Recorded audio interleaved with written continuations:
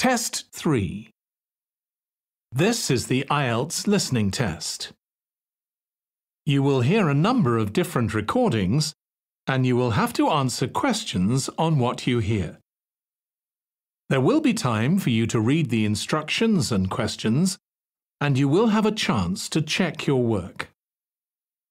All the recordings will be played once only. The test is in 4 parts. At the end of the test, you will be given 10 minutes to transfer your answers to the answer sheet. Now turn to Part 1.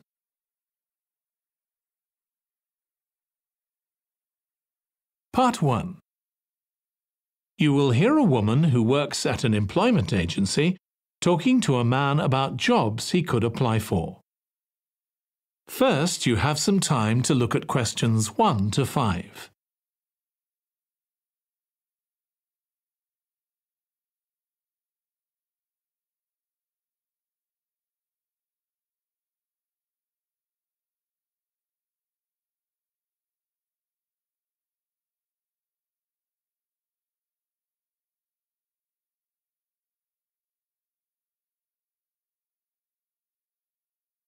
Now listen carefully and answer questions 1 to 5. Good morning. Thanks for coming in to see us here at the agency, Joe. I'm one of the agency representatives and my name's Sally Baker. Hi, Sally. I think we spoke on the phone, didn't we? That's right, we did. So thank you for sending in your CV. We've had quite a careful look at it, and I think we have 2 jobs that might be suitable for you. OK. The first one is in a company based in North London. They're looking for an administrative assistant. OK.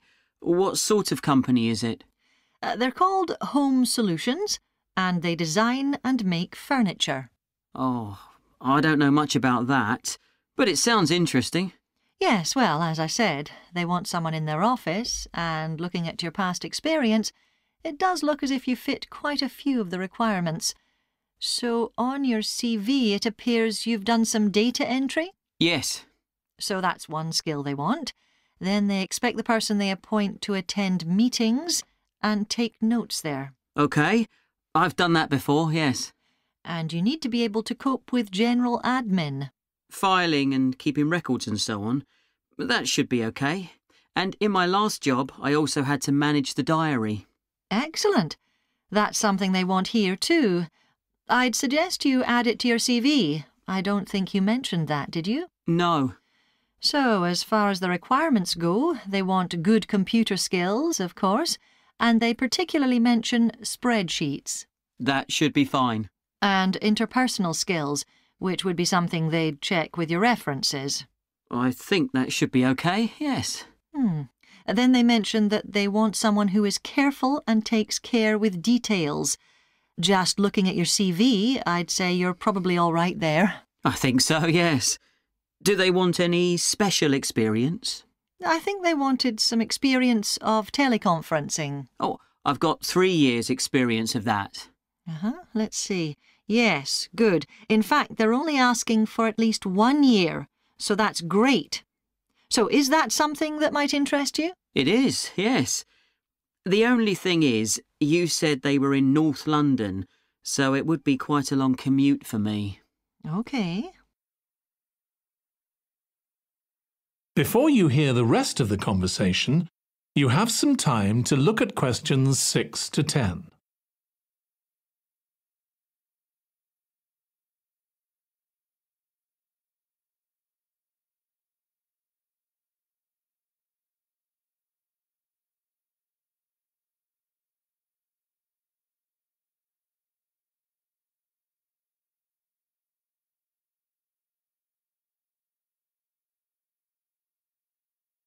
Now listen and answer questions 6 to 10.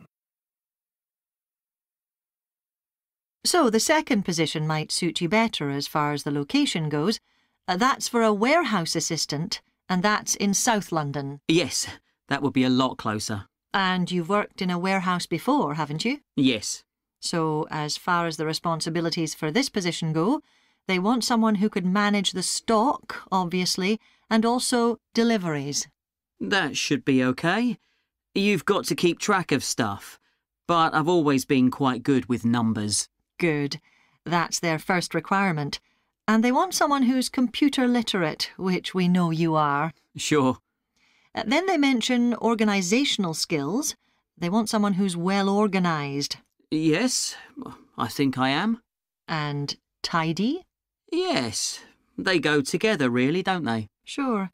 Then the usual stuff. They want someone who can communicate well, both orally and in writing. OK. And for the last warehouse job I had, one of the things I enjoyed most was being part of a team.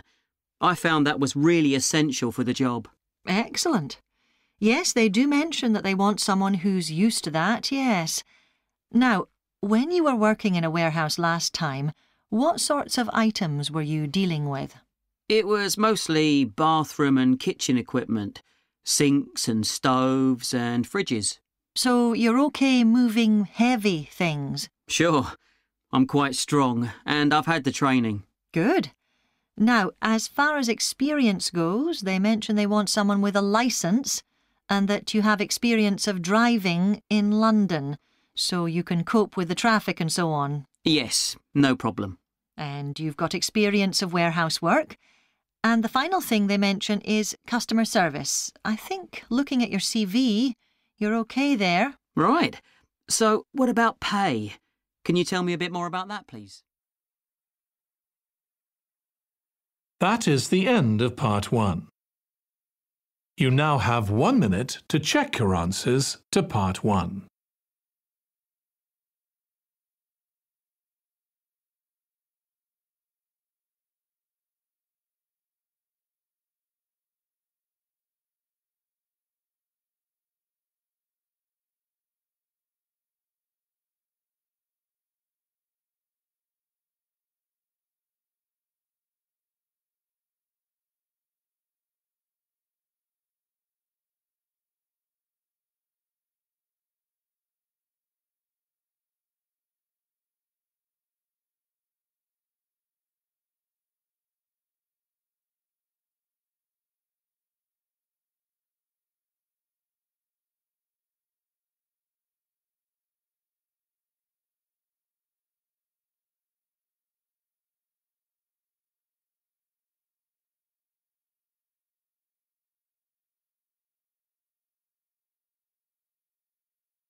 Part 2. You will hear a woman called Alice Riches talking on the radio about a scheme which involves closing streets to traffic to allow children to play. First, you have some time to look at questions 11 to 16.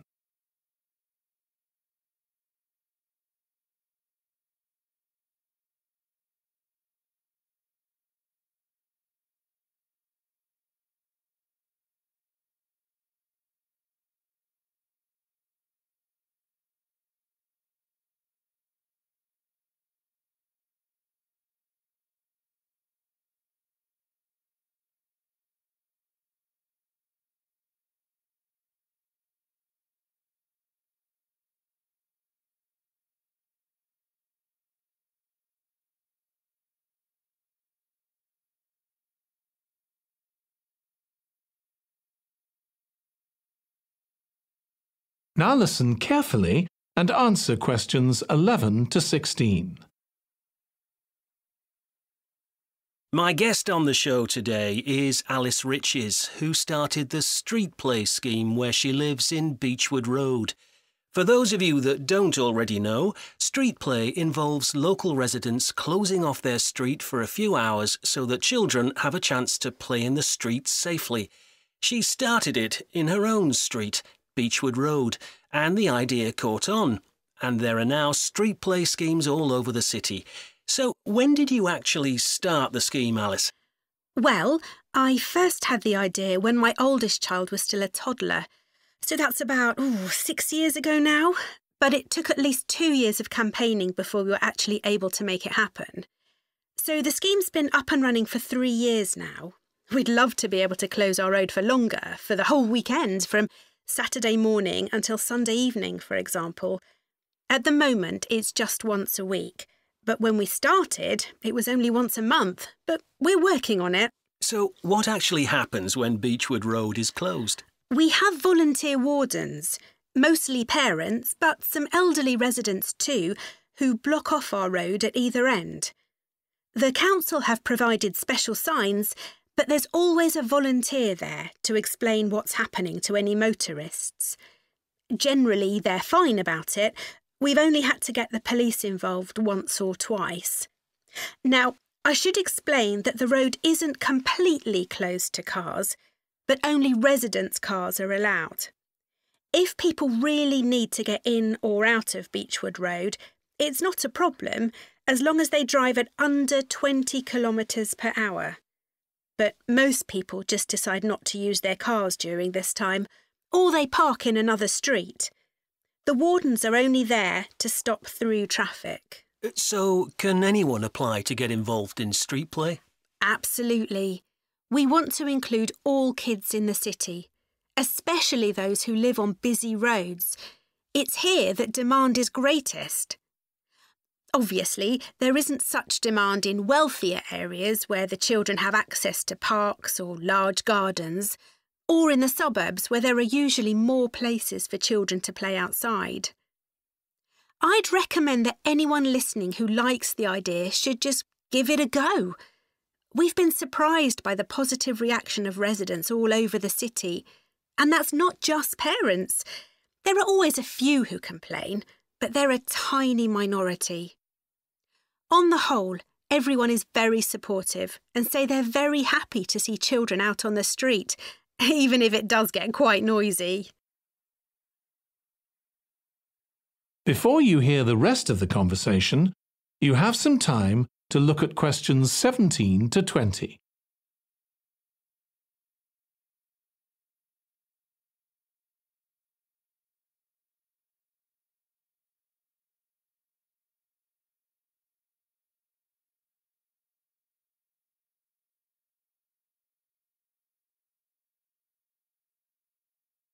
Now listen and answer questions 17 to 20. There have been so many benefits of street play for the kids. Parents really like the fact that the kids are getting fresh air instead of sitting staring at a computer screen, even if they're not doing anything particularly energetic. And of course, it's great that kids can play with their friends outside without being supervised by their parents. But for me, the biggest advantage is that kids develop confidence in themselves to be outside without their parents. The other really fantastic thing is that children get to know the adults in the street. It's like having a big extended family. It certainly does have a lot of benefits. I want to move on now and ask you about a related project in King Street. Right. Well, this was an experiment I was involved in, where local residents decided to try and reduce the traffic along King Street, which is the busiest main road in our area, by persuading people not to use their cars for one day. We thought about making people pay more for parking, but we decided that would be really unpopular. So instead, we just stopped people from parking on King Street, but left the other car parks open. It was surprising how much of a difference all this made. As we'd predicted, air quality was significantly better. But what I hadn't expected was how much quieter it would be, even with the buses still running. Of course, everyone said they felt safer, but we were actually amazed that sales in the shops went up considerably that day. We thought there'd be fewer people out shopping, not more. That's really interesting. So the fact that the street was... That is the end of part 2. You now have 30 seconds to check your answers to part 2.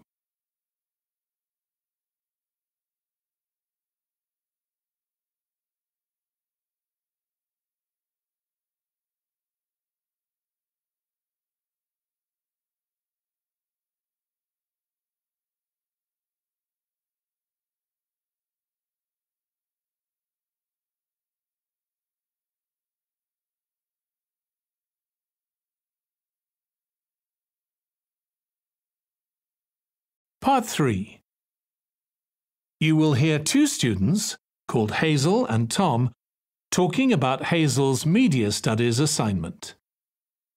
First, you have some time to look at questions 21 to 26.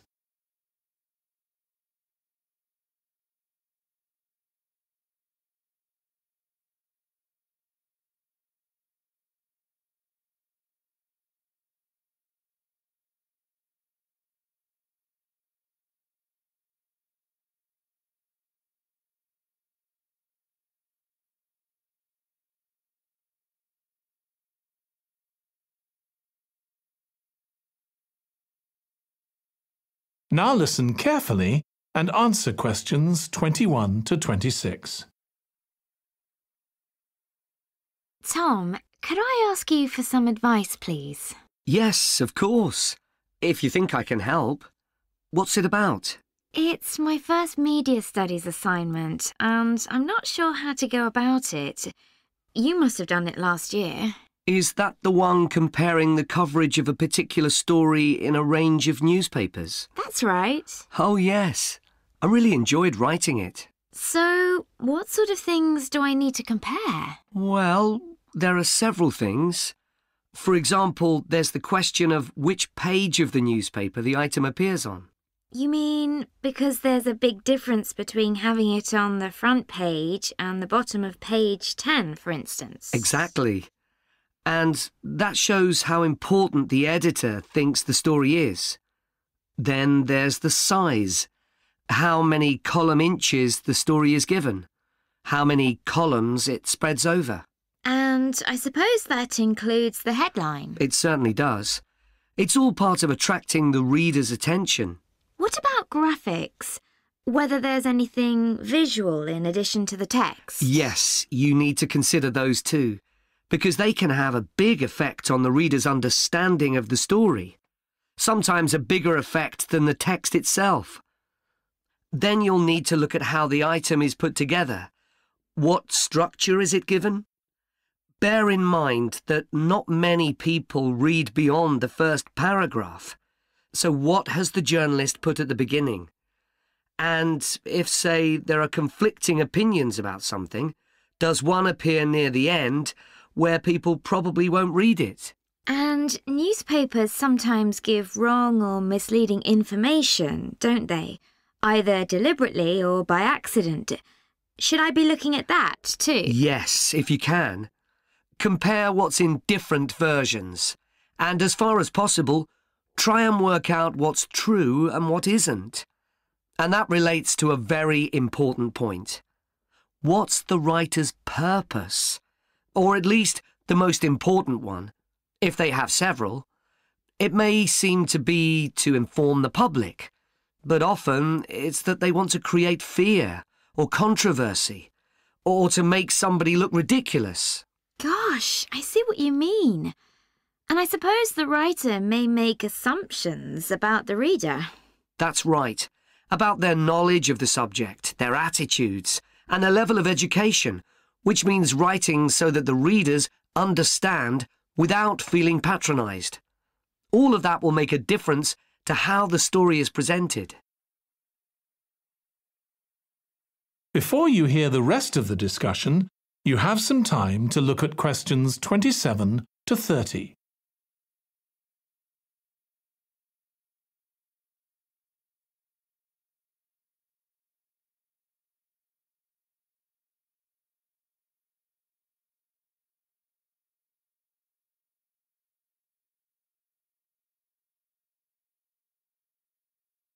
Now listen and answer questions 27 to 30.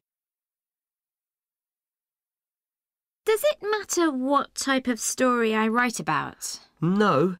National or international politics, the arts, anything, as long as it's covered in 2 or 3 newspapers. Though, of course, it'll be easier and more fun if it's something you're interested in and know something about. And on that basis, a national news item would be worth analysing. I'm quite keen on politics, so I'll try and find a suitable topic.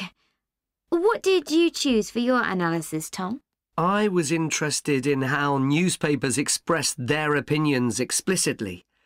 So I wanted to compare editorials in different papers, but when I started looking, I couldn't find two on the same topic that I felt like analysing. In that case, I won't even bother to look. So in the end, I chose a human interest story, a terribly emotional story about a young girl who was very ill, and lots of other people, mostly strangers, raised money so she could go abroad for treatment. Actually, I was surprised. Some papers just wrote about how wonderful everyone was, but others considered the broader picture, like why treatment wasn't available here. I usually find stories like that raise quite strong feelings in me. I'll avoid that. Perhaps I'll choose an arts topic, like different reviews of a film or something about funding for the arts. I'll think about that. Yes, that might be interesting. OK, well, thanks a lot for your help, Tom. It's been really useful. You're welcome. Good luck with the assignment, Hazel. That is the end of Part 3. You now have 30 seconds to check your answers to Part 3.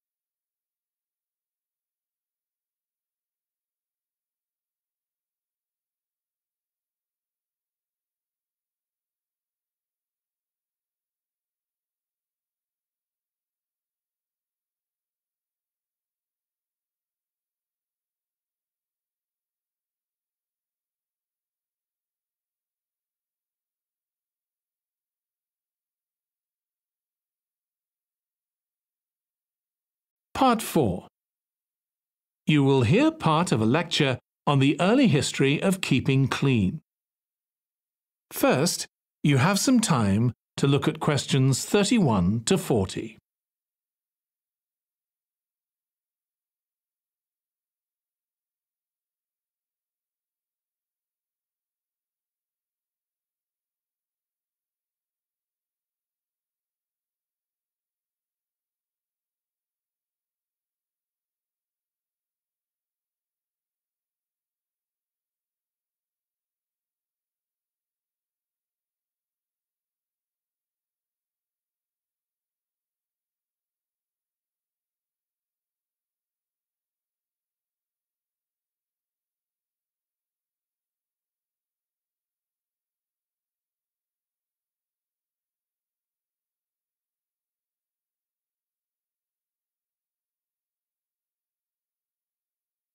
Now listen carefully and answer questions 31 to 40. Nowadays, we use different products for personal cleanliness, laundry, dishwashing and household cleaning, but this is very much a 20th century development. The origins of cleanliness date back to prehistoric times. Since water is essential for life, the earliest people lived near water and knew something about its cleansing properties, at least that it rinsed mud off their hands. During the excavation of ancient Babylon, evidence was found that soap making was known as early as 2800 BC. Archaeologists discovered cylinders made of clay, with inscriptions on them saying that fats were boiled with ashes. This is a method of making soap, though there's no reference to the purpose of this material. The early Greeks bathed for aesthetic reasons and apparently didn't use soap. Instead, they cleaned their bodies with blocks of sand, pumice and ashes, then anointed themselves with oil and scraped off the oil and dirt with a metal instrument known as a strigil. They also used oil mixed with ashes. Clothes were washed without soap in streams. The ancient Germans and Gauls are also credited with discovering how to make a substance called soap, made of melted animal fat and ashes. They used this mixture to tint their hair red. Soap got its name, according to an ancient Roman legend, from Mount Sapo, where animals were sacrificed, leaving deposits of animal fat. Rain washed these deposits, along with wood ashes, down into the clay soil along the river Tiber, women found that this mixture greatly reduced the effort required to wash their clothes. As Roman civilization advanced, so did bathing. The first of the famous Roman baths, supplied with water from their aqueducts, was built around 312 BC. The baths were luxurious, and bathing became very popular. And by the 2nd century AD, the Greek physician Galen recommended soap for both medicinal and cleansing purposes.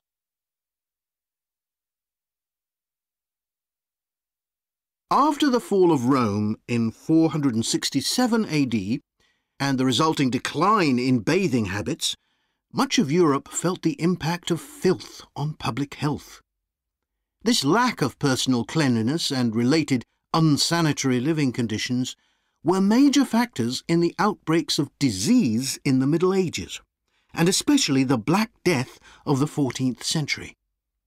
Nevertheless, soap-making became an established craft in Europe, and associations of soap-makers guarded their trade secrets closely.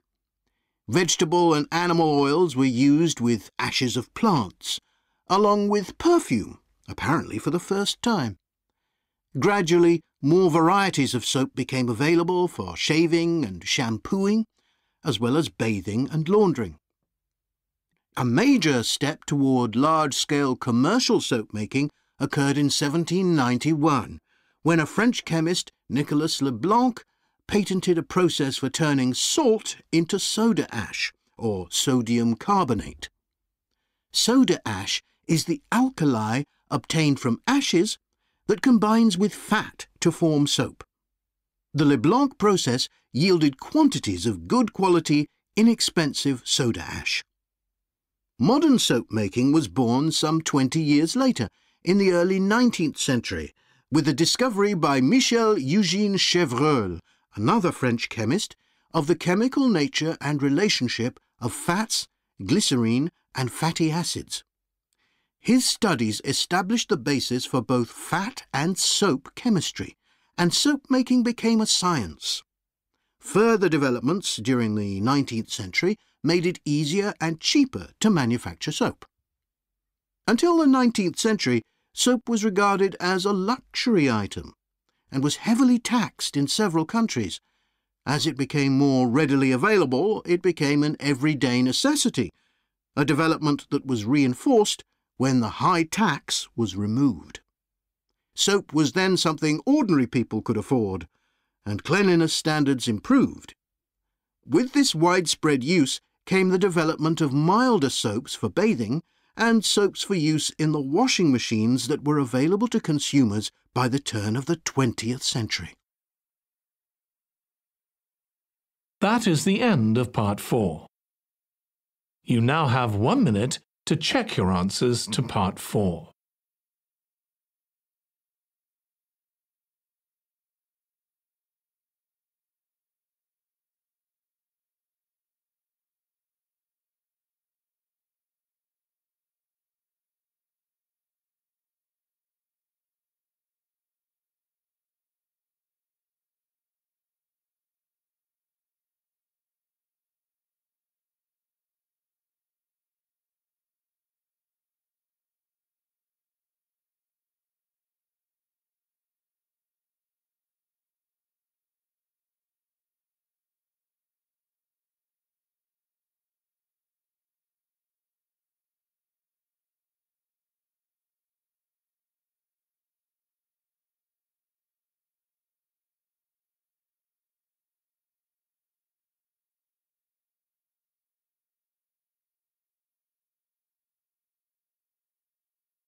That is the end of the listening test. In the IELTS test, you would now have 10 minutes to transfer your answers to the answer sheet.